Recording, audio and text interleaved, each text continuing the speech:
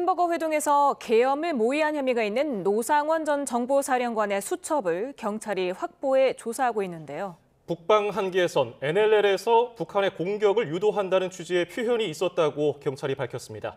현장에 취재기자가 나가 있습니다. 신기혜 기자. 네, 경찰청 국가수사본부입니다. 네, 수첩에 정확히 어떤 내용이 담긴 겁니까? 네, 경찰은 오늘 브리핑에서 노상원 전 정보사령관의 수첩에 적힌 내용을 설명했습니다.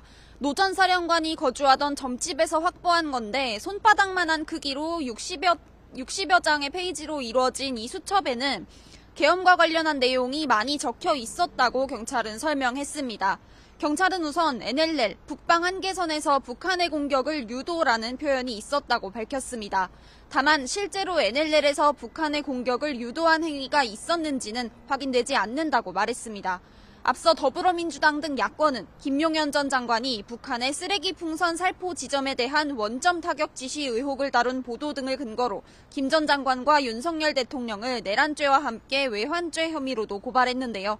구체적으로는 일반 이적죄 혐의로 우리나라의 군사상 이익을 해치거나 적국의 군사상 이익을 준 경우를 말하는데 경찰은 윤 대통령에게 이 혐의를 적용해 수사할지 검토하고 있다고 밝혔습니다. 경찰은 이와 함께 수첩에 국회 봉쇄라는 표현이 있었고 정치인과 언론인, 종교인, 노조, 판사 등이 수거 대상으로 표현돼 있었다며 수거는 체포라는 의미로 해석된다고 설명했습니다. 또 대상자들의 수용 및 처리 방법에 대한 언급도 있었다며 일부는 실명이 적혀 있었다고도 밝혔습니다. 노 전 사령관을 중심으로 한 이른바 햄버거 회동의 전모도 드러나고 있죠?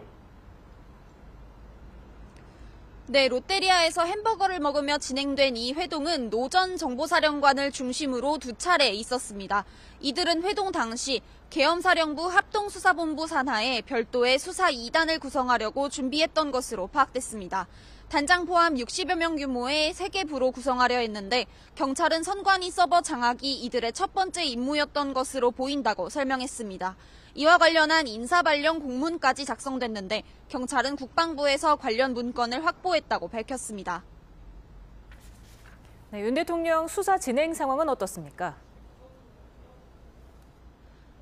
경찰 특수단은 지난 19일 윤 대통령 개인 휴대전화의 통화 내역을 확보했습니다. 윤 대통령이 사용하던 일반 휴대전화였던 것으로 확인됐습니다.